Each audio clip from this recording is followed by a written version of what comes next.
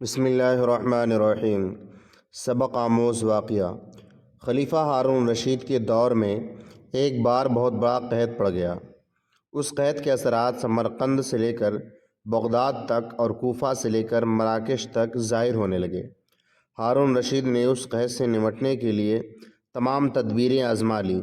اس نے غلے کے گودام کھول دیے، ٹیکس معاف کر دیے، پوری سلطنت میں سرکاری لنگر کھانے قائم کر دیے اور تمام امیروں اور تاجروں کو لوگوں کی مدد کے لیے حکم جاری کر دیا۔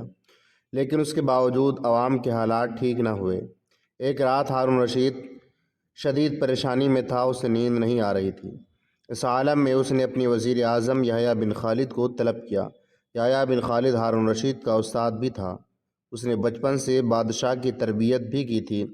ہارون رشید نے یحییٰ بن خالد سے کہا، استاد محترم، آپ مجھے کوئی ایسی کہانی، کوئی ایسی داستان سنائیں جسے سن کر مجھے قرار آ جائے۔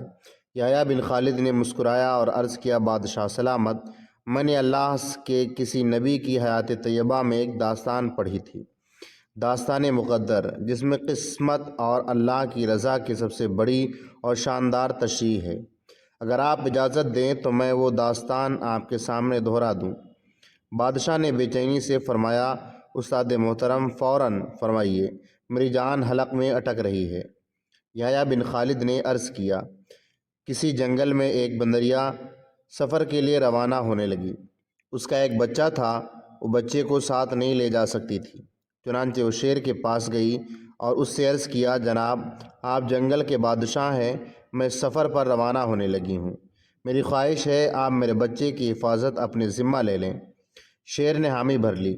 بندریا نے اپنے بچہ اور شیر کے حوالے کر دیا۔ شیر نے بچہ اپنے کندھے پر بٹھا لیا۔ بندریا سفر پر روانہ ہو گئی۔ اب شیر روزانہ بندر کے بچے کو کندھے پر بٹھاتا تھا اور جنگل میں اپنے روزمرہ کے کام کرتا رہتا۔ ایک دن وہ جنگل میں گھوم رہا تھا کہ اچانک آسمان سے چیل نے غوطہ لگایا اور شیر کے قریب پہنچی۔ بندریا کا بچہ اٹھایا اور آسمان میں اڑتی ہوئی چلی گئی۔ شیر جنگل میں بھاگا دوڑا لیکن وہ چیل کو نہیں پکڑ سکا۔ یحییٰ بن خالد رکا، اس نے سانس لیا اور خلیفہ ہارون رشید سے عرض کیا، بادشاہ سلامت، چند دن بعد بندریا واپس آ گئی اور شیر سے اپنے بچے کا مطالبہ کر دیا۔ شیر نے شرمندگی سے جواب دیا، تمہارا بچہ تو چیل لے گئی ہے۔ بندریا کو غصہ آ گیا اور اس نے چلا کر کہا، تم کیسے بادشاہ ہو؟ تم ایک امانت کی حفاظت نہیں کر سکتے اور تم سارے جنگل کا نظام کیسے چلاؤ گے؟ شیر نے افسوس سے سر ہلایا اور بولا، میں زمین کا بادشاہ ہوں، اگر زمین سے کوئی چیز، آفت تمہارے بچے کی طرف بڑھتی تو میں اسے روک لیتا، لیکن یہ آفت آسمان سے اتری تھی اور آسمان کی آفت صرف اور صرف آسمان والا ہی روک سکتا ہے۔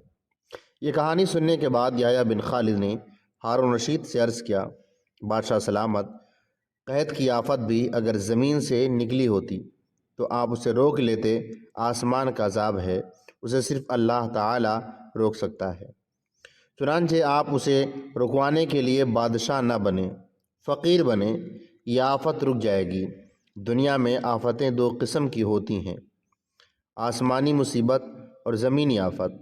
آسمانی آفت سے بچنے کے لیے اللہ تعالی کا راضی ہونا ضروری ہوتا ہے، جبکہ زمینی آفت سے بچاؤ کے لیے انسانوں کا متحد ہونا، وسائل کا بھرپور ہونا اور حکمرانوں کا اخلاص درکار ہوتا ہے۔